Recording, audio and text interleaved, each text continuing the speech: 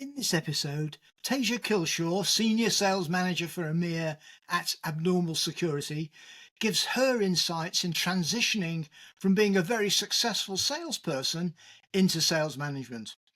Teja was recommended to the podcast by Neil Burton from episode 4, who described her as a real high achiever, someone who has rapidly developed themselves and who inspires people with her ability to get people on the bus. So we discuss a wide range of issues, including getting to know the team as individuals, networking with peers, setting up a regular cadence, building trust, and the very particular challenges of moving into sales management as a relatively young female salesperson. We discuss imposter syndrome, which in my experience all sales leaders experience at some stage, and the importance of being confident but not arrogant. There is a very thin dividing line. So Tejo gives a slightly different perspective from many of the other great guests that we've had on the podcast. I thoroughly enjoyed the conversation. I learned a lot and hope that you will as well.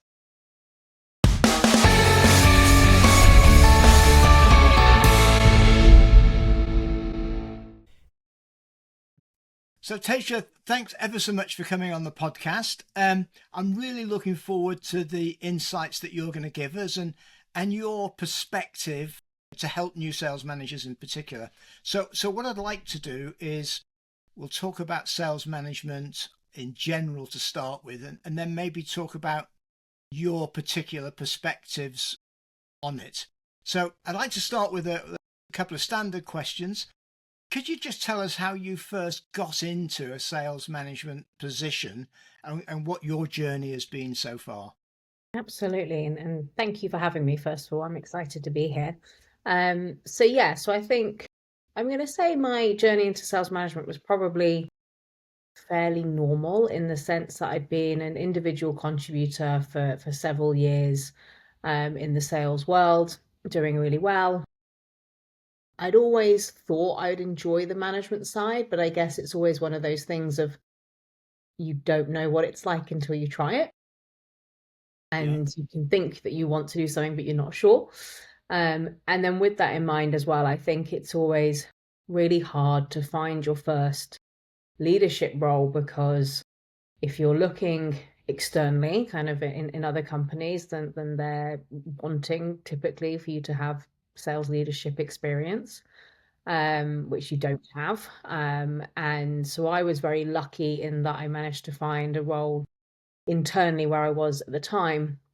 And with that, you have the benefit of having your, hopefully strong and a positive reputation, and people respect you for the work you've done, and they're more likely, I guess, to take the risk on being able to do that, but also really support you. So I was really lucky in that sense that, I found a role within the company I was at then. And so I knew the company, I knew the people.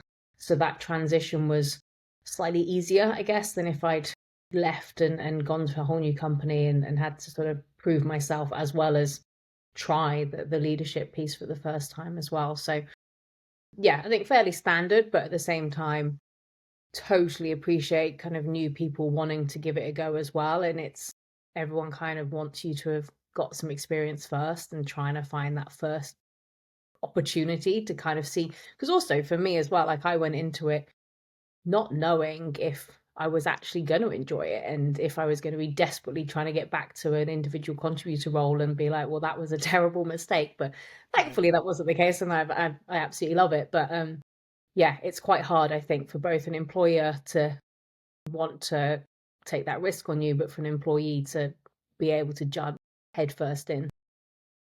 Yeah. And a lot of people tell me that it's very difficult to imagine the job until you're actually doing it. Yeah, exactly. And not knowing whether you're going to be any good at it and whether you're going to enjoy it. Yeah. So you said you kind of thought you would want to move into it, but what was it about management that, when you were an individual contributor, what made you want to do that? Because you were successful, presumably, doing Yeah. well, earning money. I could have quite happily carried on, making money and doing my thing. I think I've always, just even just from the individual contributor piece, I've always, my favorite part of the sales side has always been the building the relationships with people. I'm quite a people person. I enjoy spending time with people, whether I've met them for the first time or I've known them for years. And so even just in kind of the sales cycles I was working on and with customers, my favorite part of that was, yes, of course, I love getting the deal closed, but was just getting to know people, understanding what they had going on, what their pain points were, that kind of stuff, and just building those relationships. And for me, that's what management's all about, is building those relationships. And it just so happens that you're building it with people that you speak to every single day, as opposed to a customer that, it's less frequent. So I thought I'd probably really enjoy it. But I think one of the things I hadn't necessarily thought about was the taking a slight step back from that sales process. And I'm a true sales girl. Like I love the sales piece, and to kind of, I remember being like, oh, okay, because you suddenly have a little less control when you move into management, because to be frank, you're reliant on a load of other people to be paying your bills every month, and then you being able Yeah, to just kind of go yeah, and do it yourself. So that was probably the one thing I hadn't thought about. But thankfully, that relationship side and the people, um, just spending time with people and people management, I actually really, really enjoy. yeah, yeah. Um, okay, okay. So let me just maybe put the question slightly differently. Again, it's a standard question. When you look back, um, so what would you say are the main characteristics, attributes that you look for, or one should look for when promoting somebody?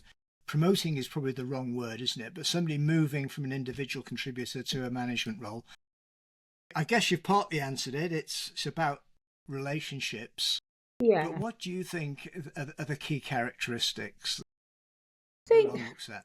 there's a so it's hard. There's a fine line, because you want to, you know, you want to care passionately. You want to sort of be human first and care passionately about your team. Kind of, you want to know that you'd go into battle for them, kind of thing. Um, Yeah, but at the same time, you also don't want to fall into the trap of being too emotional. And so you want to be able to keep that fine lines between caring passionately, but also being able to keep a logical perspective. Um, right. because you're gonna get into situations where perhaps there's been a bit of friction going on, and someone is, saying that there's a problem with someone in your team, and you kind of, it's a little bit like, someone calling you baby ugly. Like, you're kind of like, Yeah, what? No, like, absolutely, you're going to immediately get on the defensive, and it's, rather than sort of impulse sort of defending that person, it's kind of wanting to be able to be like, okay, it's good that you care so passionately about that, but you also need to be able to kind of just take a split second to kind of go, okay, has my person actually messed up, and therefore, we are completely at fault and we need to go and apologize? Or is it actually yeah, there's two sides to every story and we need to look at this and see? So that, it's being human first and caring passionately and that sort of stuff, but not being too emotional that people struggle to work with you. You've got to be able to be level-headed as much as you can, be passionate as well. right, right. Okay. So do you think, as a manager, you can still be a part of the team? Because I think what you're saying is there's always a slight separation. You care passionately about people, you have great relationships, but there has to be some separation where you can be unemotional where necessary. Yeah, yeah, it's a really good point, because I think all too often as well, like, and I've had it in the past where I've had managers previously who maybe have been my mate as well, and it's Okay. kind of trying to make sure you've got that balance. Now, I think, I've seen as well where people have maybe been individual contributors and then have stepped up, and then they're managing people who were their peers. And I think Yeah. that's a really tough move, because you've probably gone from being down the pub, having a few drinks, probably having a whinge about management and that sort of thing, and then Yeah. suddenly you're on the other side of that fence, and you're kind of like, you still want to have that relationship with people and for them to trust you and be able to talk to you, but of course they're going to sort of put your back up a little bit because they're going to sort of say, well, you're on that side now. So I think it's, Yeah. for me, it's my biggest priority is for my team to know that I care and that I'm there to support them. Like, that is my number one priority, is to make sure they've got the support that they need to be successful in their role. So, Yeah. of course, I expect that my team currently right now probably have WhatsApp groups that I'm not in, and they probably whinge about me and certain things like that, and that is Yeah. to Yeah. be expected. But at the same time, I also like to think that they would happily go for a drink with me, but they're maybe not Yeah. going to be a little bit more candid with opinions they may be sharing, and that's okay.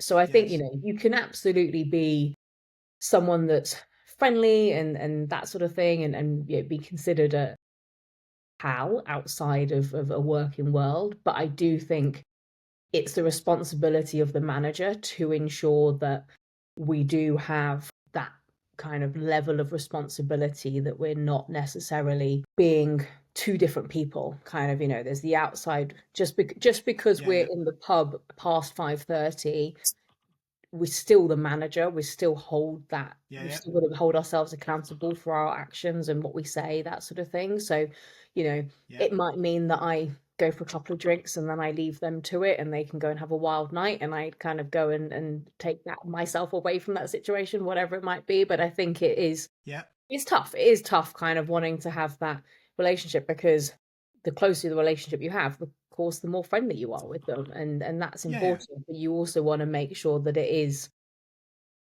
done in a way that there is that manager, individual contributor, separation. Yeah. Yeah. I think a lot of people struggle with that in the first, I don't know, 6, 12 months, and maybe always. And it's interesting that, whatever you feel, the people in the team will react differently to you. Uh, that was a nice one around. They will have a WhatsApp group Yeah, that 100%. excludes I'd you. be astounded if they didn't. Yeah, but that hurts, doesn't it? Oh Sometimes. yeah, you want to know what they're saying about you, of course. Yeah, But yeah, it's, I've done it. I've been on that side, and yeah, it's, yeah, as long as, I think for me the biggest, I don't want to say test, but I guess the biggest thing is, if my team are comfortable coming to me with their challenges and their problems and yeah, are comfortable talking to me, then I'm doing something right. And I can then take the hit of not being considered a best mate, and not being, and not being the first person they invite to go to the pub with. Like, that's okay. And it's funny, like, I've had a few people say to me previously, you don't work to make friends. And there's an element of that. okay, I'm very lucky. I've got a nice group of friends outside of work, but at the same time, we spend so much of our lives in work.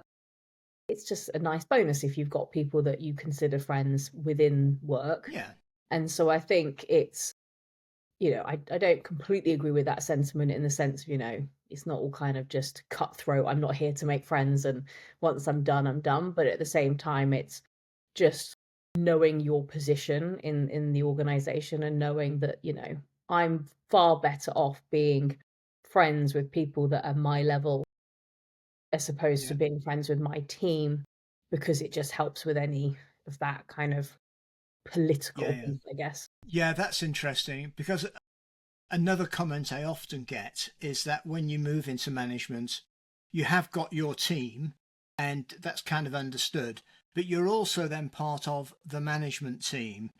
And were you conscious of that you were making different relationships with people, maybe other sales managers, but in other functions as well? How did that work for you?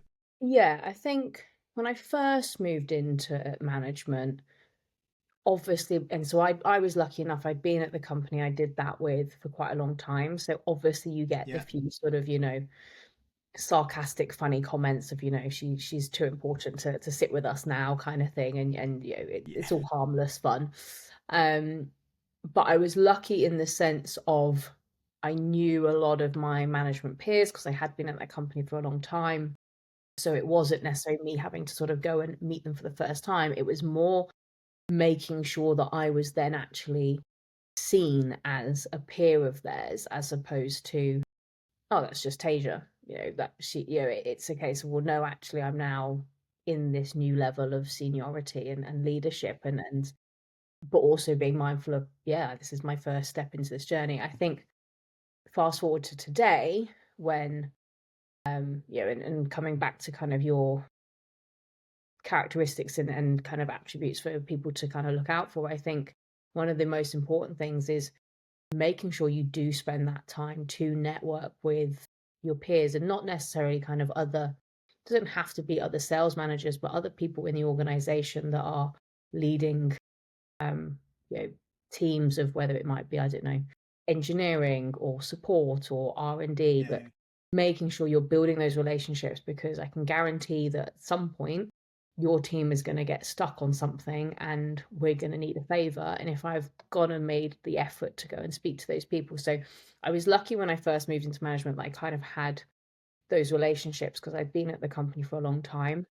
Whereas the company I'm at now, I've come in as a manager, so I've kind of, but for me, it was one of the priorities was, let me go and spend time with the legal director as an example, because I yeah, knew that at some point a customer was going to come and challenge us on the legal pieces, and I didn't want that very first conversation I had with that legal director be like, "Hi, I'm Tasia. Nice to meet you. Can you help me with this stuff?" It was more a case of, let's just make sure I've got that relationship with them, so that when I do need to go and ask a favor, it's not really obvious that I'm yeah, just yeah, going for the favor itself. yeah. I've built those foundations of a relationship already. Yeah, yeah. I see a lot of new sales managers failing to appreciate that those relationships are going to be key. You said a number of times you were very lucky in your first management position that you got promoted within the company. Is there a downside to that though as well? I think so. And I think what I mentioned just then in terms of the being seen as Tasia, as opposed, so, and I'm not saying this necessarily happened, but I think if you join a company in a leadership role, you kind of go in with a level of respect already there. And I'm not saying this necessarily happened with me, but I think the downside of doing it internally is you're probably going to have a lot more like people being skeptical. The kind of, they're kind of like, is she actually ready for this role? Because they've seen me be the contributor and stepping into this role. And you like to think people don't want you to fail, but it's kind of, they've seen what you've been able to do. And thankfully, like I said, I was very lucky in that I was really supported in that transition, but Sure. they have seen me in my previous role, and now it's kind of like, well, go on then, go and be a manager. Whereas when you join a company as a manager, everyone just goes, okay, cool, that person's a manager. Yeah, um yeah, yeah. so it's trying to kind of be, shed the skin of being the individual contributor and move into that management role, and Okay. people to take it seriously and kind of sort of think, well, it's just because she's been at the company for um, you know, 6, 7 years as the individual contributor doesn't necessarily then mean that she's not going to be able to do the management piece. And like I said, Yeah, yeah, I had all the support around me to be successful, which was amazing. But I think people just know you for who you are and what you do, and yeah, you've kind of got to make sure that people then know, okay, well, actually, this is who I am now. Is this leader? And whilst you're trying to find your yeah. feet, you're also trying to um, get that respect and gravitas and power ultimately, I guess, which is a horrible word Okay. to use, but yeah, you kind of want to suddenly, because you probably, chances are you finish your individual contributor role on the Friday, and then on the Monday you come in and suddenly you're a manager, and it's like you're still the same person, but Yeah, suddenly you're in this yeah. different position. And respect is one of those interesting words because I appreciate, you can be respected as a salesperson, you can be respected as a human being, but you haven't earned that respect yet as a manager. So, so what did you actually do? Because I think this is quite common. I mean, particularly with, you will have had people in your team who are probably older, who thought they were better, I don't know, or at least, as good as you. How did you actually deal with that situation? What were the things you did? So when I knew that I was going to be moving into the management role, I the team I was going to be managing, I did know a few of them. And then there was a few people that I knew who they were, but I wasn't necessarily working with them on a day-to-day basis. So I purposely put one-to-ones in with all of them before, so it'd been announced I was going to move into that role, but I hadn't moved across to it yet.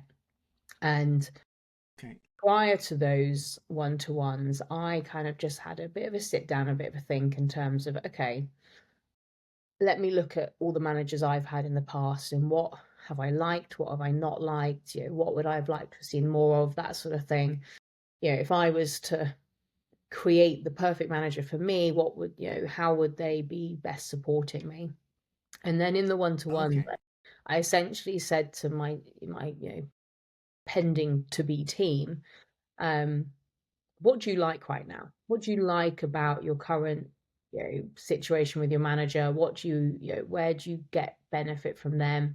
Is there anything that you want that you think would be different, or you would prefer to have more time with them, or something like that? Because I was also, because I am very focused on that people relationship, I kind of knew already coming into it that everyone would potentially need to be managed differently as well. And I think that's Yeah. also a mistake people can make in just sort of thinking, well, this is my management style. You need to have a Yeah. management style, but also you need to acknowledge how everyone else is going to respond to that, and you may need to change the way that you're delivering certain messaging for each person in the team depending on what they're like. So I wanted to get to know the people in my team and start trying to build up a bit of a understanding of their profile, how they work, how they like to operate. Is it Yeah. going to be that someone is maybe more, you know, needing of my time in the sense that they want to talk to me every single day? Is there going to be someone that prefers to have a weekly catch up with me? So I did all these one-to-ones, and I kind of then went away and sort of thought, because I was kind of coming in with a blank piece of paper in terms of, okay, I've got to create the cadence with my team in terms of, what does a week look like? I knew Yeah. what I kind of thought I wanted that to look like, but at the same time, it's always that thing of being mindful of having too many internal meetings in, and people kind of rolling their eyes that they've got another meeting with me in the diary. I wanted them to kind of feel like, oh, okay, yeah, I've got a session with Tasia today, and this is going to be beneficial because of X, Y, Z. So so those one-to-ones were really eye-opening to me, and I said to them, I was like, look, appreciate you may not be comfortable giving me a full warts and all view of kind of what you like and don't like of your current situation. But, if I think I even used the term, if I was your fairy godmother and I had a magic wand, and I could kind of, make your relationship with your manager as good as possible, and for you to kind of feel like you're getting as much from that as possible. What does that actually look like? And it was Okay. actually, you know what, and as those conversations went on, so I think I put like an hour in with each person. And in that time also, I kind of said, I want to get to know you a little bit. Tell me about, personal life, that sort of thing. Anything you're happy to share. I was kind of telling them a little bit more about me. Um, and it was really, really beneficial because I kind of then started sort of feeling like I'm getting to know these people.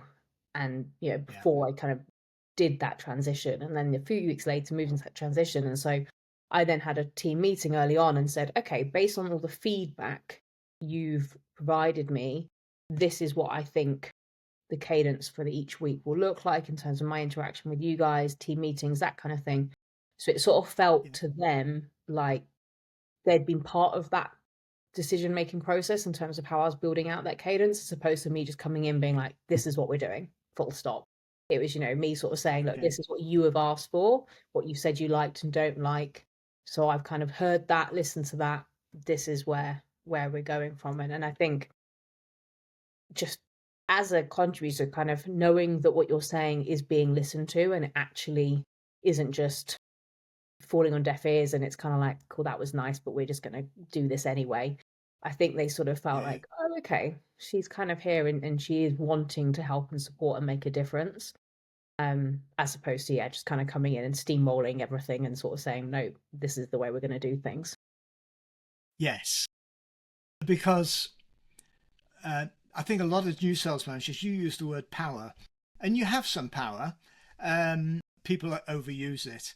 It sounds like you were very conscious of that. And how would you now describe your management style? Good question. I don't necessarily think it's changed loads since I first moved into the management piece. I think, the key pieces around kind of that relationship building for my team to know that I will listen to them and what they say to me matters and things like that, and their opinion matters. I think I've learned, so, my piece on, that I said about kind of having that emotion and stuff, I probably early on was a little bit like, I'm an emotional person anyway. Outside of work, I'm quite an emotional person, and I think Oh, that's a okay. good thing, but, like, I think when I first moved into management, I was maybe a little bit too emotionally invested in the sense of, let's say we have to let someone go in the team, which is obviously a really horrible thing, and Yeah. that, for me, I really, really struggled with emotionally, and I think so I don't wanna say I've now become emotionally hardened because I certainly haven't, and I still care, but I've certainly learnt when where it's okay for me to wear my heart on my sleeve and when it's kind of I need to sort of go, "Okay, right, this is business after all, and unfortunately, Yeah. Yeah. that's not gonna work out with this person, and that is okay." And Yeah. Yeah. I'm not the worst person in the world if I'm that person that needs to have that conversation, and I may still hopefully be able to maintain a relationship with that person after this Yeah. has Yeah. happened, sort of thing. So I think I've learnt how best to, because I would go as far as to say that my emotional and caring side is probably a strength of mine from a management perspective, but I've Sure. also learned that it can be a weakness, and trying to make sure that it isn't a weakness essentially. So I think, yeah, Yeah. but I would say that the foundations of it probably haven't changed loads in the time that I've been managing. Right. But you're very much in terms of on the side of the people relationship, but being able 100%, to yeah. control that emotion. Yeah. I guess, I often ask sales leaders, do they remember the first person they had to let go? Because I certainly remember the first person I had to let go. And as Yeah, you say, it's horrible. It's yeah. horrible. I'm sure I worried about it a lot more than they did. Yeah, that part of that transition of understanding that you can care deeply, but sometimes you have to be tough for them and for the rest of the team as well. Yeah, you have Funny story, responsibilities. actually. My very first day being a manager, my manager at the time then, he was like, "Well, welcome to the team. Bit awkward, but the first thing I need you to do is put someone on PIP." That was day one. And Okay. so, I mean, that was throwing myself fully headfirst into the fire. He did Yeah. apologize that that was kind of going to be one of the first things I did, but I was like, hey, nothing like a baptism of fire. Like it's all good. Let's give this a go. But Yeah. yeah, so I absolutely will always remember. And unfortunately, that PIP ended up, resulting in a termination. But it was, oh, okay, that's, because I think when you're going through an interview process and that sort of stuff, you don't necessarily think about the downside of potentially you're going to have to let people go. It's more kind of Yeah. you think about the success you're going to have with the team and that sort of stuff. So yeah, so Yeah. that was a bit of a, oh, okay, this is quite a big thing that I'm going to do on. It wasn't quite. He told me on day one. I think we kind of did it kind of within the first couple of weeks, sort of thing. But it was like, oh, okay, Okay. this is kind of like what my life is now, and that was, yeah, that was interesting. That is throwing you in the deep end. Because, I Yeah, mean, again, in my experience, how you have that conversation is, that is an art form. You don't just give, I presume you don't just give them the pip and say, this is what you need to do or else. But it is a conversation and it's a process, and you hope that actually they can recover it. But, yeah. I mean, you've gone through a big transition. You clearly think quite a lot about the job, and you sit down and you think what you're going to do. How have you developed yourself? Do you read books? Do you look at videos? Do you have mentors? How do you develop the craft of management? Yeah, do you know what? I would love to be able to tell you that I read all of these business books and stuff, but I am one of these people that I want to just read fiction when I've switched off from work. I love reading books, but I want it to Yeah, be, something that's not stimulating my brain in a work yeah, perspective. yeah. So I have tried in the past and I kind of get into it and but it's one of those things that I sort of realize a few weeks later that that book's been left on the side. So I'm a Yeah. big advocate for mentors and mentorship, and for me that's always been a huge part of my development, is having someone or more than one person that I spend Yeah. time with, monthly. So I, currently have both a mentor and a coach, Okay. and they are so that actually both of them now, neither of them work for the company that I currently work for, but previously one of them did work for the same company as me, but it was someone Okay. a little bit removed from my day-to-day kind of organization, because I was really conscious when I'm trying to find someone to ask to be a mentor. I don't want it to be that these meetings end up then we talk about numbers and what's going on with this deal or anything like that. And I want them Yeah. to be Yeah. able to give me a perspective that it's helpful if they understand the business, so they can kind of understand Yeah. the language and terminology that perhaps I'm using, but also Yeah. they're able to give me a bit of an outsider's perspective. And I Yeah. think, you know, a few people in my team actually sort of say to me, what's the difference between a mentor and a coach? And I think it's a good question, Yes. because I think a lot of people kind of go, well, what's the difference? And I think for me, when I have my sessions with my coach, I'm more like, even though I've been seeing him for quite a long time now, I am always bemused, because I always go in there with potentially a situation sort of thing, and I'm like, I'm really struggling to get to the bottom of this, and I come away from it, and Yeah. he's managed to manipulate the conversation that I'm the one that comes up with all the answers and I come up with all the ideas, because he's just, kind of getting my brain thinking slightly differently and getting me to think about it. Whereas a mentor, Okay. I think, and don't get me wrong, that's brilliant, because it means that I kind of feel like, oh, okay, I did know this. Whereas with the Yeah. mentor, I've sort of felt that I learn more from, and it's probably more of like a 50-50 who's talking in those sessions. Okay. Um, and so an area that I worked on a couple of years ago was, I was really conscious that I was pretty good at the right here, right now, living in the, obviously in sales, everything is lived in quarters, and I was very good at thinking about that Yeah. quarter and maybe a quarter out.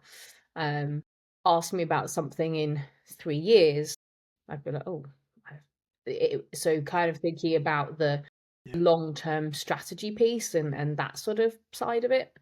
So Yeah. I proactively went to reached out to someone and asked him to mentor me, just to try and get my brain thinking a little bit more strategically longer term. And we spent some good times, and he kind of shared some good stuff with me to kind of show me what he was doing. He runs a whole Right. organization, and he was sort of showing me, and he was having to sort of think about, what does even 5 years out look like, and it not just be sort of a bit vague. It was like, no, this is actually what that's going to look like. And I'd never really been in a position where, just from a management of individual contributors, you don't necessarily have that level. You potentially, Yeah. Yeah. halfway through the fiscal year, you'll probably get asked about next fiscal year. Do we think we need more headcount? Like, that's probably as far as Right. it goes, kind of thing. How is performance, Yeah. that sort of stuff. But to actually sort of start thinking about it in terms of being more strategic, and with that, I've learned so much from that, and I will forever be grateful to my mentor for that, because now, Yeah. so Yeah. I've only been at my current role for 4 months now, and I've already taken all that sort of strategic stuff, and I'm able to utilize that, because I'm building and growing out a team, and I'm already thinking, okay, well, actually, I think then in 2 or 3 years, whereas if I hadn't had those sessions, I probably wouldn't not saying I wouldn't have been able to do it, but I would have maybe struggled a little bit more to have that mindset of growth. Sure. So Sure. yeah, so Sure. I think spending time with people that have done, or either in positions that you want to get to yourself, and Yeah. talking to them and kind of learning from them is a big thing. And I think, we're currently closing out our quarter right now, and I said something to my team this week, and it was, you don't get any extra points for closing a deal by yourself. You go and utilize the ecosystem around you, and I think it's the same for your own Sure. development. Um, Yeah. and being able to kind of, like, it's okay to say, I don't think I'm that great at that. How can I go and, like, that for me is the biggest bit. If you can actually work out an area that you want to strengthen yourself in, and everyone's different. Like I Yeah. say, some people might find it better to go and read a book and that sort of thing, but that's just not for me. And for me, it's a case of, I love a podcast, so listen to podcasts, stuff like that. Okay. But also, being able to talk to people that are going to talk back to you and share those learnings together. That for me is just my personal way of Yes. Yeah. Oh, that's really interesting. I love the way you differentiate between a mentor and a coach, because lots of people get, I think, that quite confused. Do you recognize what your coach does with you with how you coach your people?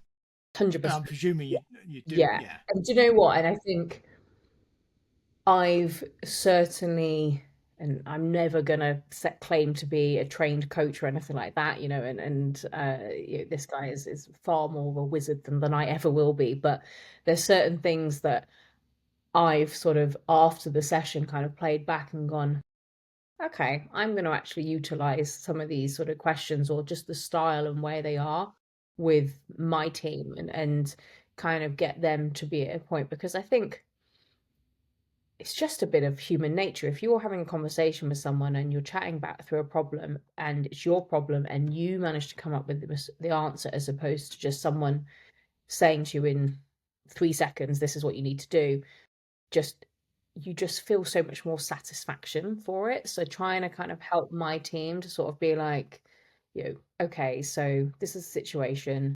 What have you done? Okay, so what are the options? If the answer can come out of their mouths rather than mine, then it certainly feels like I know that they'll almost go skipping off to go and do that, as opposed to Yeah. Yeah. being like, yeah, I should have thought of that. Tasia's just told me to do that. Um, I'm gonna go do that now. Like, it's not quite the same. The outcome is still the same, but I think from a mentally, like, "Oh, okay, yeah, I've worked that out." Like, it just is Yeah. such a Yeah. more positive experience. Absolutely. Coaching is helping people to develop themselves and do it sustainably, and again, we come across it all the time that even though you may know best, telling somebody what to do, they may do it the next time, but you haven't changed them in terms of, or helped them to change themselves. Okay, that's really interesting. So Tesha, there's one other thing I really just wanted to touch on. So, and it's going back to this transition, sort of getting the role, transitioning into it. You did that at a fairly early age, but you also did it as a female. Do you think that makes any difference to, how you're accepted, the experience you go through? Yeah, I think the IT industry, as much as it is improving, it is still a male-dominated world, and I think, certain things that I've noticed my whole career, but I think it's funny. I think, I always think about whenever I walk into a meeting room, let's say it's a boardroom and everyone else in there potentially is male.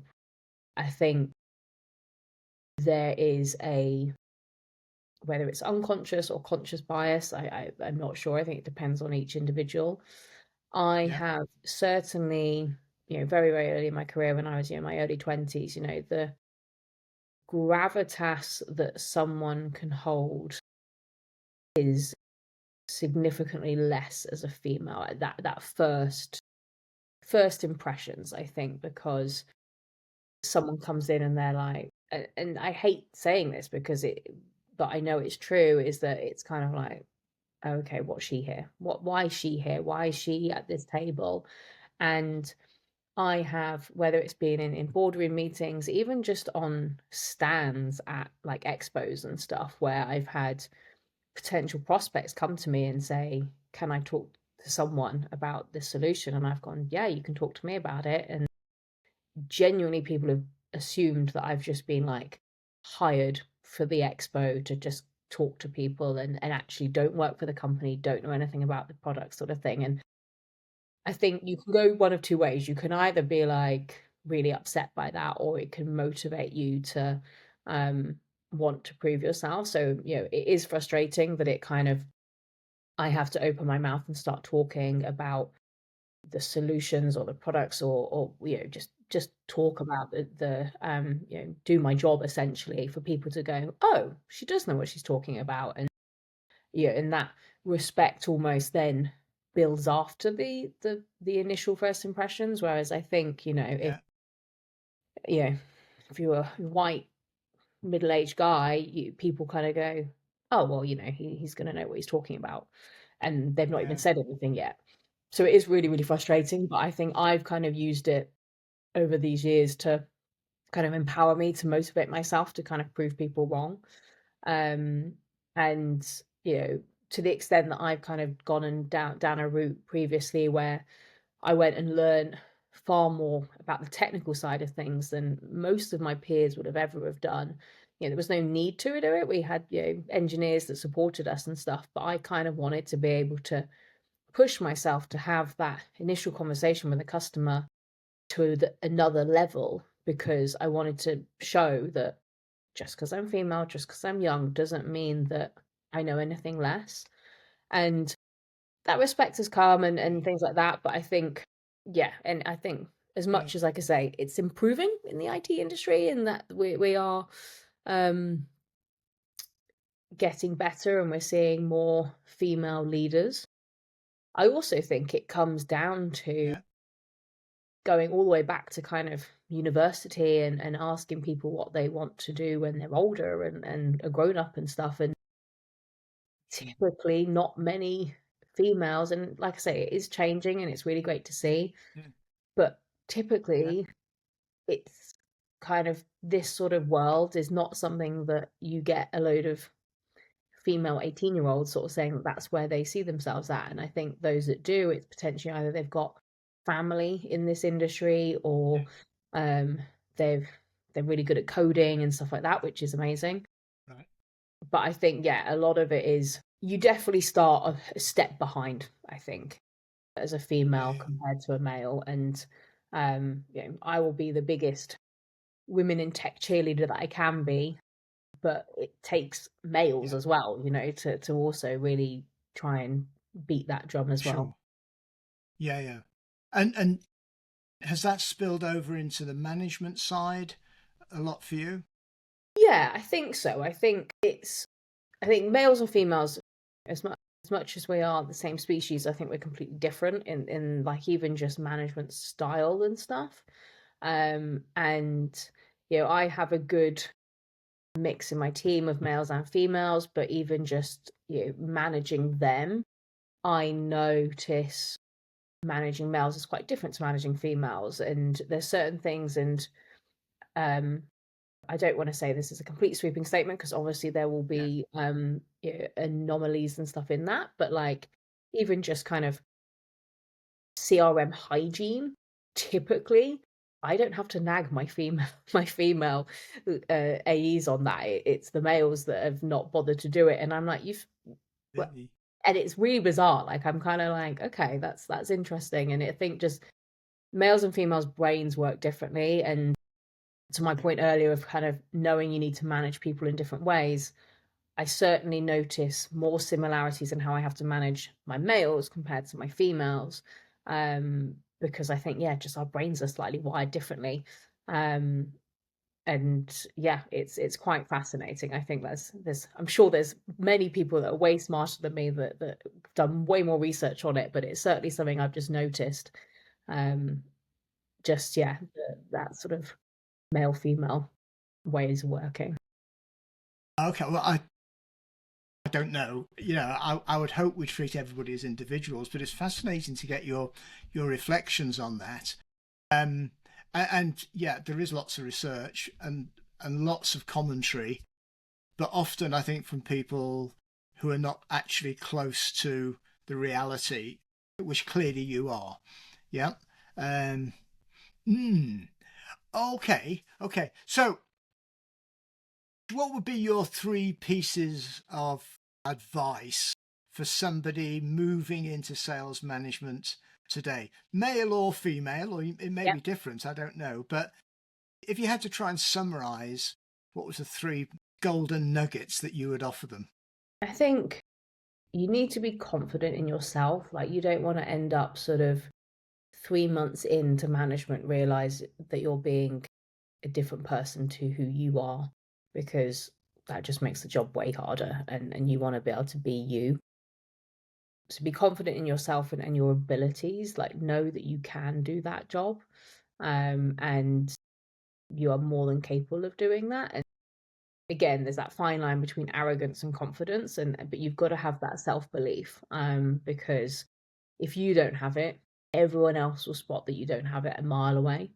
So you've got to be confident in that, and know that there's a reason why you're in that position to be moving into management. And the whole kind of having, to be honest, I have it all the time now. It's kind of that whole kind of thing of, oh, how have I managed to get into this position? Like, and it's completely natural and normal. But I think you've got to kind of, for all of those voices in your head doubting it, you've got to just remember that other people they've seen something in you to kind of go, yeah, absolutely, you can absolutely go and do this job, and you've got to remember that. And obviously you're going to have bad days, everyone does, but just kind of coming back to the fact that, yeah, so these people believe in me, and therefore I should believe in myself. So that would be number one, kind of having self-belief. I think, I kind of come back on that because I think everybody has that. It's imposter oh, syndrome. Yeah, 100%, yeah. And I think no yeah, matter what role you're in, you're always going to get it. And it's yeah. just how. And actually, so before I moved into my role currently, I had 2.5 weeks, I think, in between roles. And Okay. oh my goodness, the imposter syndrome over those 2.5 weeks was just crazy. It was, what are you Yeah, doing? Why on earth do you think that you're going to be able to do this job? And I yeah, had to really work with my coach, actually, but I had to really work myself on, I was never going to be able to turn those voices off, but just lowering the volume of them, and to enough that, okay. I didn't then necessarily start then on that first day being, you know, quivering wreck, being like, what, this is all a Yeah, terrible yeah, yeah. mistake. I'm so sorry, everyone. I'll just leave now. Like, you want to be able to go into that confidently, being like, yeah, I deserve to be here. Yeah, I've yeah. earned my right to be here. But having kind Yeah. of 2.5 weeks off between jobs where I was really excited to have like downtime of not having emails to check or anything like that, actually really could have come back and bitten me a little bit, because it was kind of Right. not having the distraction of work meant that my imposter syndrome really went crazy. Yeah, yeah, Um, and it, I think, I speak to some people that have, been VPs for years and years, and they absolutely still get that as well. And you kind of oh, have to sort of yeah, pinch yeah, yourself to be like, how have I got here? And yeah, you kind of go, and I've spoken to people and been like so shocked that that's how they feel, because for me, looking at them, like, I respect them and admire them, and think they've got it all together. And actually, no one has it all together at all, and everyone has their yeah, yeah, wobbly moments. yeah, So I yeah, think, for anyone that's moving into management, it's their first time. Oh my goodness, it's terrifying. Of course it is. yeah, But they also need to take a little bit of kind of knowledge in that everyone has been through this, and everyone, no matter yeah, how yeah, many years they do this for, has those moments of, yeah, what yeah, am I doing? How have I got here? When is someone going to yeah, realize yeah, that I'm doing this job and I really shouldn't be? Like, I'm way not yeah, qualified. yeah, yeah, Never. yeah. It's crazy. Yeah, yeah. And I'd actually be concerned if somebody didn't have those feelings to a True. certain extent. Yeah. Yeah, yeah. Okay. Very interesting. So that's number one. Have Yeah. this confidence in yourself. Number two, I think work that wider ecosystem. So, to the point of utilizing the relationships that you may or may not have. Obviously, if someone is being promoted internally, then hopefully you've already got a lot of those relationships. If you're coming into a new organization, just make sure you are taking the time to get to know your peers or just the people that you know at some point when something is going wrong, you're going to have to pick up the phone to and talk to them. Even if it's someone that's really senior and you're kind of like, "Oh, they're not going to want to talk to me." Even if it's just 15 minutes, just to have Yeah, that so they know when you pop up in their inbox or on their phone when you're calling them, they know who you are and they're going to take that call and support you and help you. That for me yes. is a really important one. And then I think the third one is just the get to know your team. Get to Okay. understand what makes them tick, how best to support them, ask for their opinion. Don't fall down the trap of just because you've done, hopefully you've done the role that they've done previously. Hmm. Um, just because you've done that doesn't mean that they all have had the same highs and lows that you've had and have the same annoyances and grievances that you may have. Like, just give them that chance to kind of talk that through with you and make sure that, I'm really strict in that I have two different types of one-to-ones with my team each week. One is when we talk about the numbers, and that's all kind of business Yeah. business. And then the other one-to-one is purely, uh, how are you doing? Let's just have a Yeah. check-in. Yeah. Let's see what you're doing. Our job, Yeah. whilst Yeah. we're not saving lives, it is still really stressful and Yeah. people's Yeah. kind of well-being and that sort of stuff is so important to me and just kind of giving them an opportunity to just chat about that. So I think, get to know your team, but also care about the team and just give them a platform to feel comfortable and safe to bring stuff to you. Um, Yeah. where you know that they trust you and that for me is, like I said earlier, it's the biggest compliment. If someone comes and talks to me about something that's going on that is perhaps either an uncomfortable thing to talk about or it's something that they don't Yeah. necessarily wouldn't necessarily have to come and talk to me, but they feel like they can. That for Yeah. me Yeah. is the biggest tell that I'm doing my job right. If they are comfortable to come and say, "Hey, look, I've got Yes. this situation. I could do with some Yeah. help." I one of my biggest things that I always say is, if you're suffering in silence, then I can't help you. So, Okay. you know, for them to have that trust that they've built with you, that they can come Yeah. and talk to you about anything. Yeah. Yeah. That would be kind of my final one is, that because ultimately, not being an individual contributor, you're relying on these guys. So you want to make sure that you are Uh, know yeah. them, you understand what makes them tick, that kind of stuff. Yeah. Um, so you Yeah. can really help drive, get the best from them. Yeah. Yeah. I mean, your job is to achieve stuff through them. I thought it was really insightful saying you have two separate meetings, one on the business and then one on the personal. That's always worked for me as well. It's very difficult. It's the tone and the approach and the ambience you create is very different. Yeah, like you don't want to be in a scenario where you've got someone telling you that their four remaining deals for the quarter are no longer going to happen, and then that's the end of that sentence, and the next one is, so how are you doing? It Yeah. doesn't flow as well. It's they're very different Yeah. conversations, and also, again, we're all human. Just because we're here to sell and close business, that's not everything. And being able to sort of say, Yeah. so what's going on? How are you doing? How are you feeling about how this quarter is going? Yeah. Because Yeah. I've got people who are having incredible quarters, but are still not happy because of whatever reason, sort of thing. And I've got other people that are having less a great quarter, but are thriving in other areas. So it's just kind of Okay. the Yeah. Yeah. the booked numbers that we've got closed booked doesn't define an individual. And No. that's so important to make Yeah. sure that they're Yeah. aware of that. Yeah. And another thing actually that I've learned as well is my management style. I don't give people a hard time when either they're having a tough quarter or they're struggling a little bit, because what I've Yeah. learned is I can guarantee no matter what if I could scream and shout at them and tell them they've disappointed everyone, all that kind of stuff. I can guarantee that nothing I will say to them is worse than what they're saying to themselves. Yeah. So I very Yeah. much kind of go with the thing of, okay, that's not ideal. Do we have anything that can replace those deals? That sort of stuff. Yeah. Okay, it is Yeah. what it is.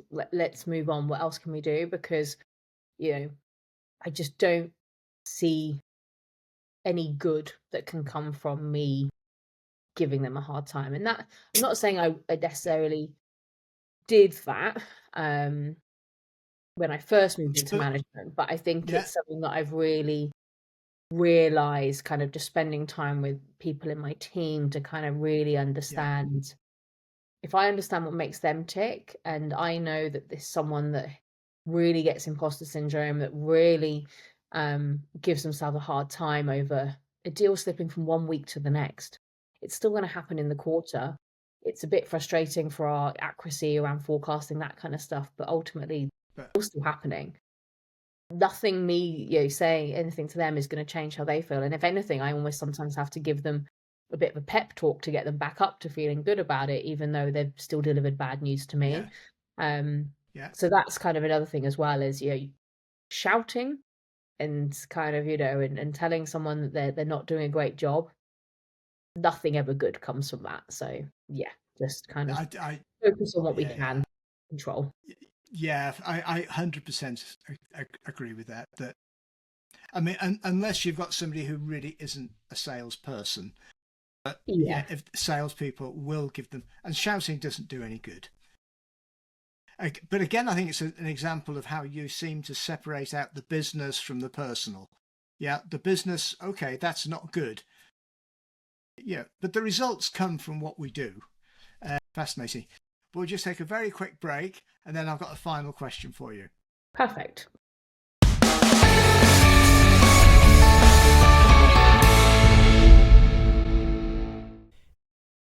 Bonus question. So, Teja, given all your experiences, what would you say was your biggest mistake that you've made as a manager, and what have you learned from it? So I'm going to be that annoying person that says, I don't like the word mistake, because everything can be, everything's a learning. And it may be Yeah, something that you're not going to do again. Um, I think a few things that spring to mind, so I'll just pick one of those. I think when I've tried to grow a team across different regions, and within those different regions, obviously different languages, different cultures, I've potentially not listened to people that understand those regions better than I do. So if I'm running the EMEA region, you can't treat every single country in EMEA the same. yeah, There's certain people that even, post COVID want to do business face to face. There's other people that would actually still prefer to do business on Zoom calls, that sort of thing. And we were trying to grow a team out, and the setup we had kind of a hub in the UK, and we were kind of everyone was then selling remotely. We'd go into region every so often, and there was one region where it was the Middle East, where we got told, oh no, that's never going to work. You need to work, you need to have people in region. And I didn't yeah, listen, and I didn't and the Middle East was my pre going into management, I'd had some exposure to regions outside of the UK. I'd worked Africa quite a lot, but I'd never done the Middle East before, and I kind of closed my ears to it, I think, a little bit, and sort of was like, well, no, it works well everywhere else for EMEA. Why would I treat the Middle East any differently? And we hired a team in the UK, and we tried it out, and funnily enough, the business that we were hoping to see didn't work, because people wanted to press hands together and have eye contact and meet face to face, and thankfully it didn't take long before I realized that was a mistake. And I think you know we then hired people into region, and it absolutely completely changed everything. And I think for me, the learning from that was coming back to the whole kind of thing of, managing people differently. Like, it's the same for everything. Just because something works for Right. one type of region, one culture, doesn't mean it's going to be you can't just paint everything with the same paintbrush. And for me, that's been a huge thing, because it's meant that I've now, stopped and wanted to kind of dig a little deeper into, okay, before we make this decision, is this the right thing to be doing? So, I'm currently now, in my current role, I'm building out a team for EMEA, and so for me, it's kind of a case of, well, immediately I know when we do decide to expand into the Middle East, absolutely we will be putting an office in there and put people into there. But that example there, but it's then kind of a case of, right, well, what makes the most sense for somewhere like Germany? Yeah, let's look at that, and kind of trying to not just say one size fits all. And I appreciate it's not like the most insane mistake in terms of, I've messed up something or anything like that, but actually at the time it felt like I did, because we could see the difference in, the bookings we were taking from that region. It was like, it was our worst region for ages. And Yeah. if we had just listened, or I had just listened to the people that were in that region, they were like, it's never going to work. You need to have people over here. I think we were looking at it and, the cost of the business, it was just cheaper to have people in the UK and that sort of stuff. And,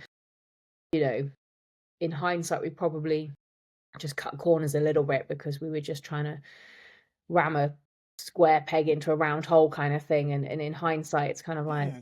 well, actually, if we just paused for a second and thought about this, then we probably would have seen significant growth in the business a lot more quickly than we had done. So that for me was a big one, because I think there was a lot of self-reflection for me on that piece, because it kind of was, I also, I was getting this feedback from people, and I did share it with, more senior people than me, and but they kind of, like me, sort of were like, no, it's fine, we're just going to do this. And I think it's also, in hindsight, should I have challenged that a little bit more? And I think it's probably, you know, coming into the role that I'm in now, like, I think I've come into it sort of going, it's okay to actually, just because someone's more senior than you and got a fancier job title, doesn't mean that they always know best. I believe that they've got probably more experience, Yeah. and that they will be able to kind of give their thoughts on something. But to Yeah. challenge that person just because they've got a job, yeah, that's okay. And to kind of, um, I think if you can kind of be like, okay, I hear you, but these are some of the areas, these are the reasons why I disagree with you. It's not going to result in them going, right, well, this isn't working out. It's they're in that position because they will actually respect you a lot more if you were to kind of go and say, well, actually, look, this is what I think. And I think I didn't see it that way. I kind of thought, oh, okay, well, they've said we should put this team in the Yeah. UK. Who am I to disagree with that? Yeah. Fine. And then we paid the price of that. And now I think I just would never, if it didn't sit right with me and there was something niggling me about it, I would voice that now. And I think that's given me, more of that confidence in, you're here because you're respected and your opinion is valued as a leader, and you want to make sure that your opinion is being shared and discussed, as opposed to just taking instruction from other people. Absolutely. So I'm taking a couple of things from that, which I think are really valuable. One is to pause and think.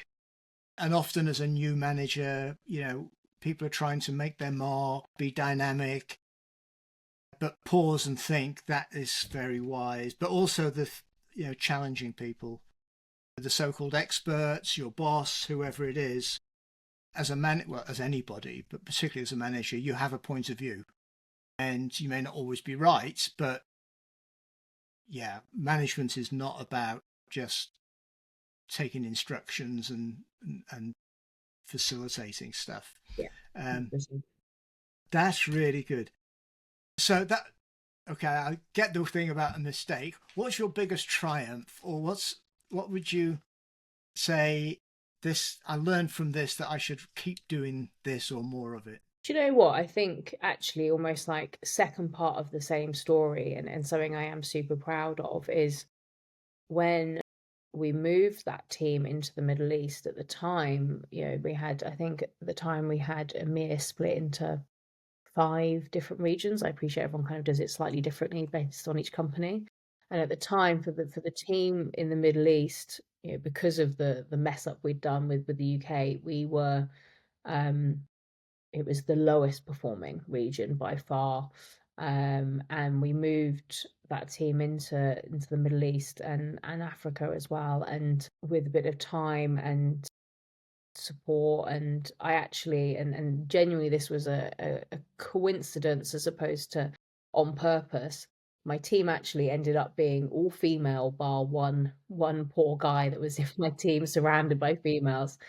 And genuinely that was, I was hiring the best candidates that were coming through to me, and it just so happened that the majority of them were female. And the team with the support, with some coaching and mentoring and things, like absolutely smashed it. So, it was over a sort of 2-year period, we went from being by far the lowest performing team to they were by far the highest performing. And that for me was really proud because, again, coming back to that male female piece sort of thing, but also just kind of being able to take the mistake and writing it and kind of just seeing the growth we were seeing was just a huge thing. Because when we first moved people into region, I even had people still then sort of being like, well, this is never going to work because it hasn't worked previously, it's not going to work. And to be able to kind of prove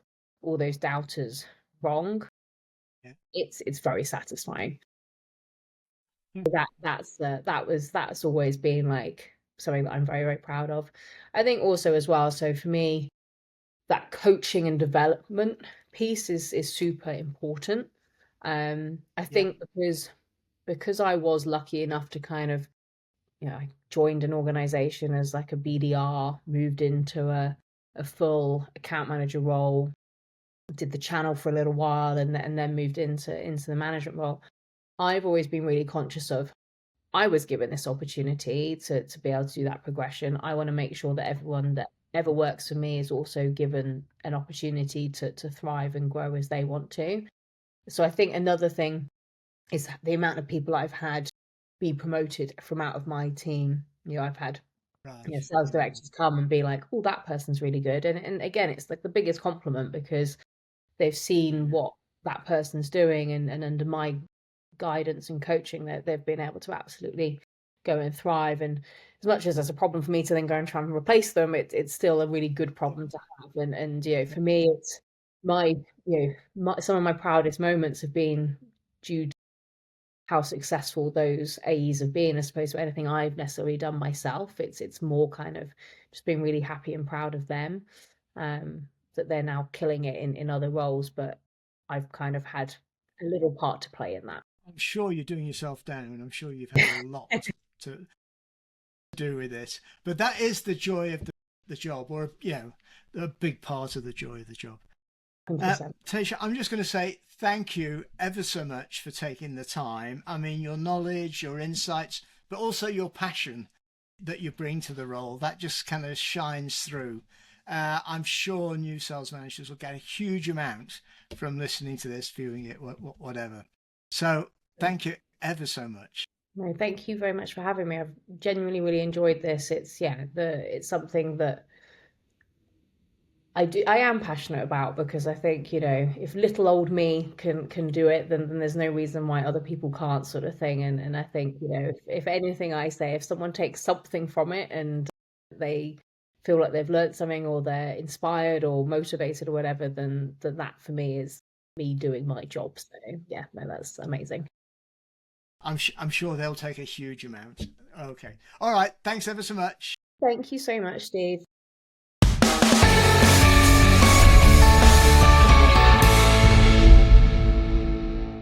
If you're an aspiring new or developing sales manager in complex business to business, or if you know someone who is, you may want to go to www.realsalesmanager.com. That's www.realsalesmanager, all one word, .com, to learn about our unique blend of training and coaching to help aspiring sales managers to decide if it's right for them and how to go about getting a job, to help new sales managers get as effective as possible, as quickly as possible, and to help developing sales managers with a personalised program to improve specific skills.